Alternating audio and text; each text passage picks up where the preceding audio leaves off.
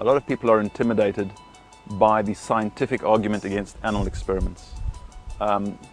Virtually anyone can talk about ethics. We can show pictures, photographs, videos to the public and shock people because animal experiments are shocking. They are shockingly cruel.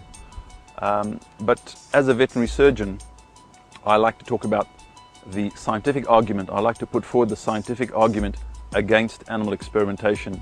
And I think ultimately we need both the ethical and the scientific argument in order to persuade the public, in order to get the public on our side, that animal experimentation is not only cruel, it also represents bad science.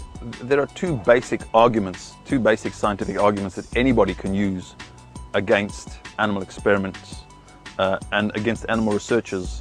The first is that animals and people are biologically very different from each other. That is painfully obvious. So anybody can use that argument in a debate situation or a discussion. The second point is that animals at the beginning of the experiment are usually healthy, and they are made ill. They are given a disease or they are injured by artificial means. And that in no way resembles the natural history or the natural course of the disease in people that researchers are trying to mimic in animals. So those two arguments are actually very powerful. The fact that animals and people are biologically very different from each other, and the fact that animals are healthy at the beginning of the experiment and are made ill or injured by artificial means. About 85% of animal experiments are conducted on rats and mice. Now, we are very different from rats and mice. So some scientists will say, yes, but we have a better model than rats and mice. We have chimpanzees. Well, indeed, we share about 98.4% of our DNA with chimpanzees. And yet that tiny difference in the DNA between humans and chimpanzees is huge in terms of biological effects, because chimpanzees are immune to at least 3 deadly human diseases, including HIV/AIDS, hepatitis B, and common malaria. Now, those 3 diseases kill millions of people every year. The chimpanzee is immune to those diseases. Animal experimentation is bad science. We want good science. Good science consists of 3 things. First of all, it must be species specific. You don't test a drug for parrots on racehorses. The second point is that it must do no harm. That means that you cannot use healthy volunteers. Using healthy volunteers is putting healthy people at risk. The third point is that any research should be evidence-based. By evidence-based, we mean that there is hard scientific evidence to show that this treatment actually works.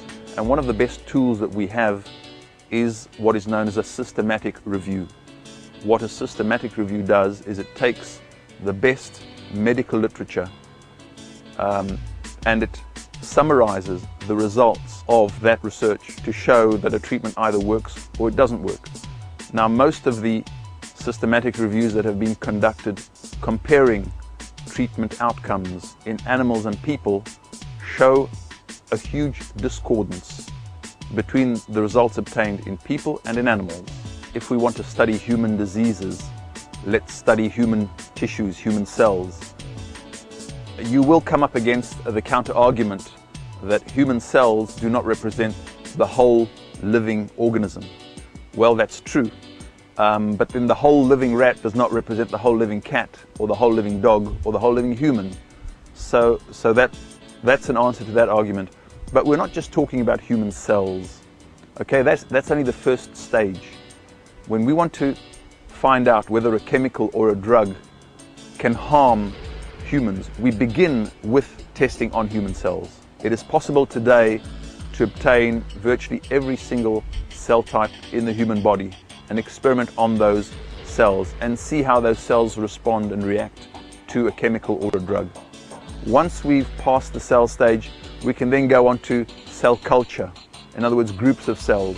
The next stage would be, for example, organ slices of kidney tissue, slices of liver, in order to represent the interaction between different groups of cells. The stage after that could be, for example, computer modeling.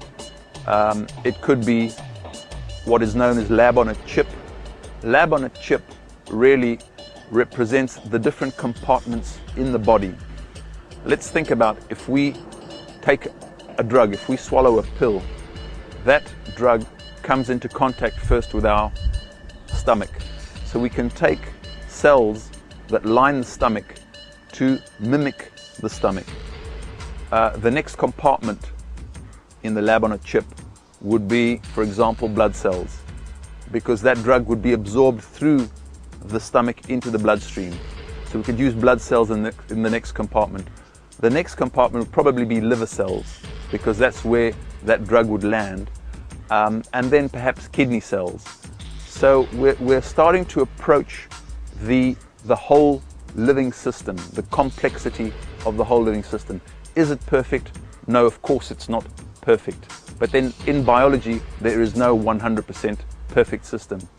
But the choice is between incomplete human data that is relevant to the species in question, in other words, humans, or complete animal data, because we can get complete animal data, but that is irrelevant to the species in question, which is human beings.